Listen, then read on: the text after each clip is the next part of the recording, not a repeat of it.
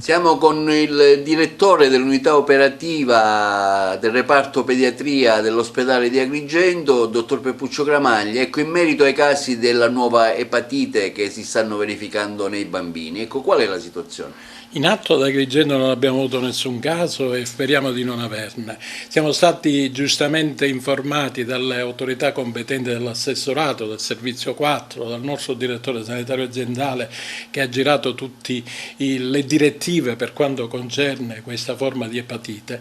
Per quanto riguarda i casi, si sono verificati 74 casi, di cui circa 49 casi in Gran Bretagna, poi qualche caso in Scozia, forse è stato identificato da notizie giornalistiche un caso anche in Italia.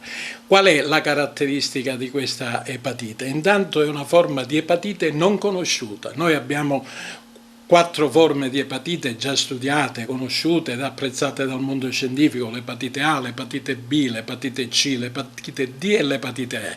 Questo tipo di epatite ancora non è stato identificato l'agente eziologico. Qualcuno parla del SARS-CoV-2, qualche altro parla dell'adenovirus, ma in realtà ancora da un punto di vista epidemiologico la causa non si sa. Quali sono i sintomi? I sintomi sono quelli classici dell'epatite, cioè nausea, vomito, aumento della bilirubina e quinti ittero e dolore addominale. La caratteristica di queste forme di epatite è che si tratta di bambini in genere da 2 ai 5 anni, anche se si è verificato qualche caso anche di età superiore, 10 anni, però sono bambini non vaccinati per il SARS-CoV-2, quindi di conseguenza non si può mettere una correlazione con la vaccinazione effettuata anche ai nostri bambini qua ad Agrigento.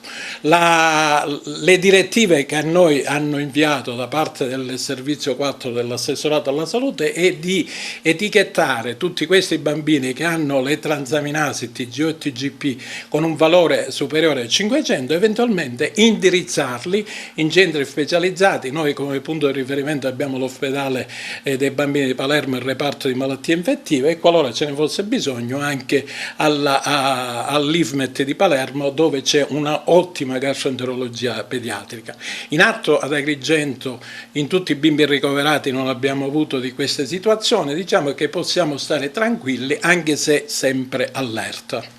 Ecco, che consigli dare, dottore Gramaglia? Consigli sono sempre gli stessi, cioè rivolgersi al pediatra di libera scelta ed eventualmente tramite lui indirizzarli in ospedale. Noi abbiamo una batteria di esami che possiamo fare, abbiamo l'ecografia, se è il caso possiamo approfondire anche gli studi chiedendo l'intervento della patologie infettive di Palermo, ma è in linea di massima affidarsi al pediatra che tenga presente soprattutto un sintomo che è eclatante, che è quello dell'ittero in questi bambini da 2 a 5 anni. Quindi diciamo non c'è da fare nessun allarmismo, solo casi, diciamo pochi casi in tutta Italia, ecco, non è che si può succedere come il Covid, che magari c'è un'epidemia notevole, no? Notizia giornalistica che penso avete sentito tutti voi, anche perché è stata comunicata alla RAI: c'è stato solo un caso di una certa importanza e che ha avuto necessità